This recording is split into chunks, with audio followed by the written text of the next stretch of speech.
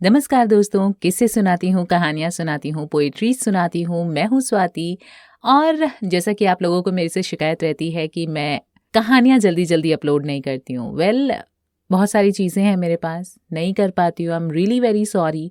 But अब मैं कोशिश करूँगी कि एवरी सैटरडे और संडे मैं आप लोगों के लिए वीडियो लेके हाजिर हो जाऊँ।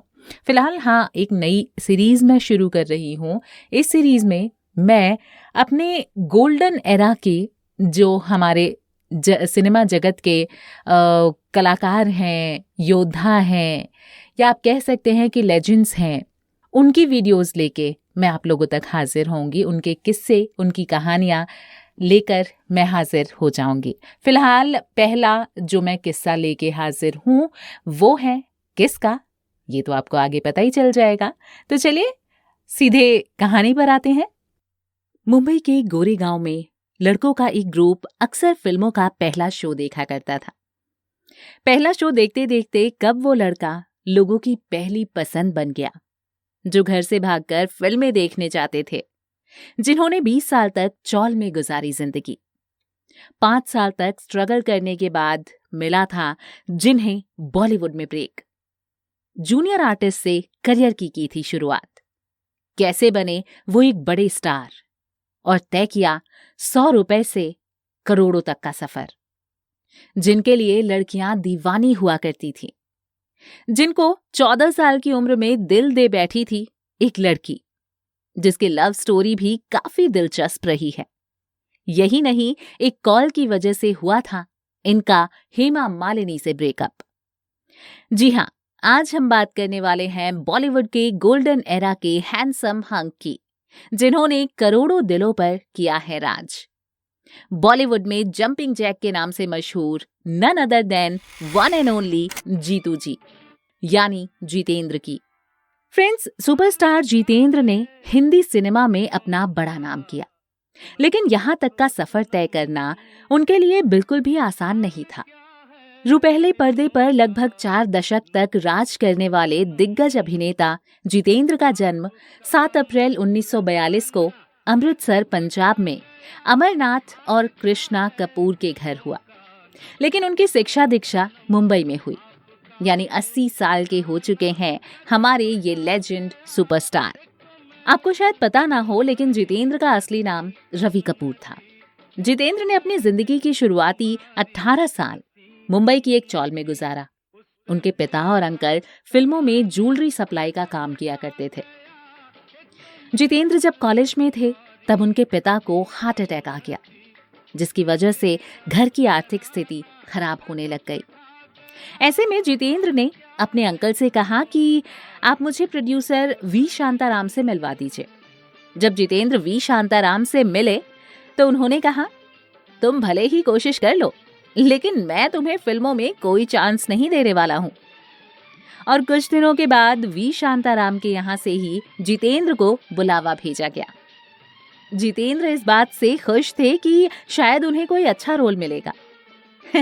लेकिन बाद में पता चला कि जिस दिन कोई जूनियर आर्टिस्ट सेट पर नहीं आएगा, उस दिन उनको काम मिला करेगा। और इस तरह से जितेंद्र को महज 17 साल की उम्र में साल 1959 में अभिनय करने का पहला मौका मिला।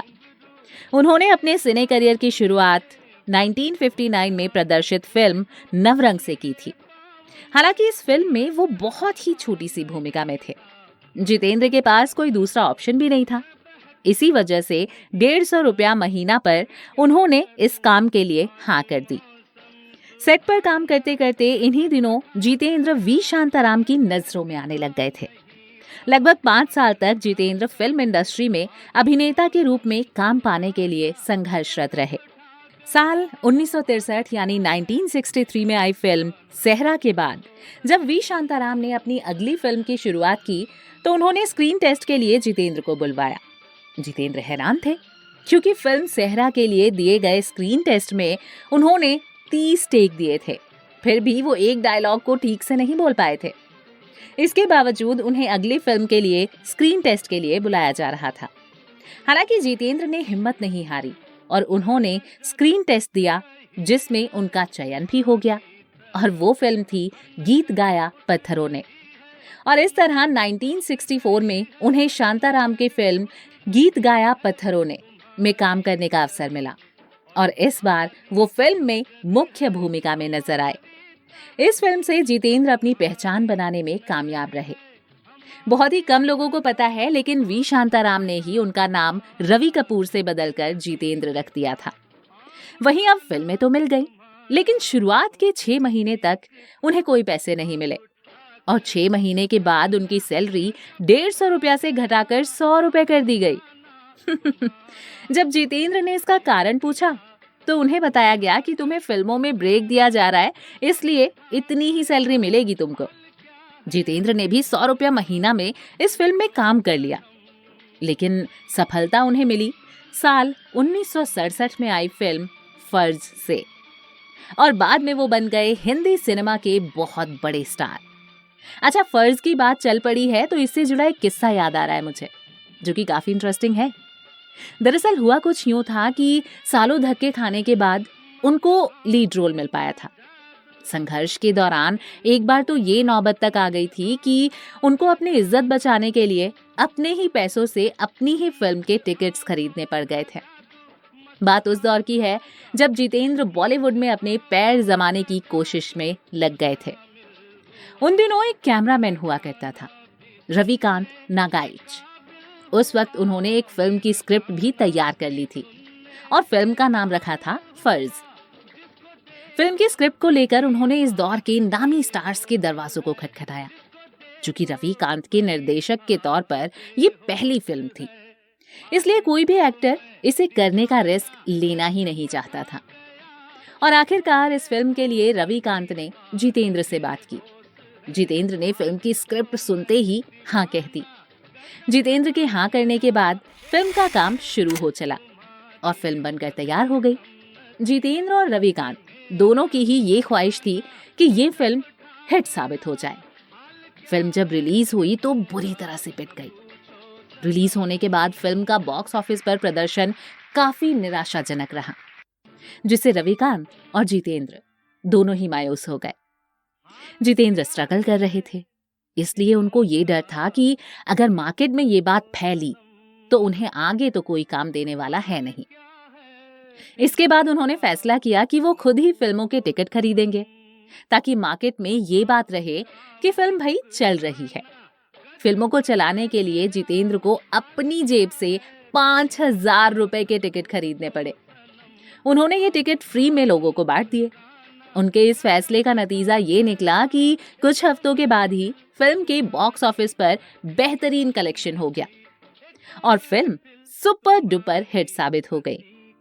रविकांत नगाइच निर्देशित इस फिल्म में जितेंद्र ने डांसिंग स्टार की भूमिका निभाई थी और आगे जाकर इस फिल्म में उन पर फिल्माया गीत मस्त बहारों का मैं आशिक श्रोताओं और दर्शकों के बीच काफी लोकप्रिय हो गया था। फर्ज की सफलता के बाद डांसिंग स्टार के रूप में जितेंद्र की छवि बन चुकी थी।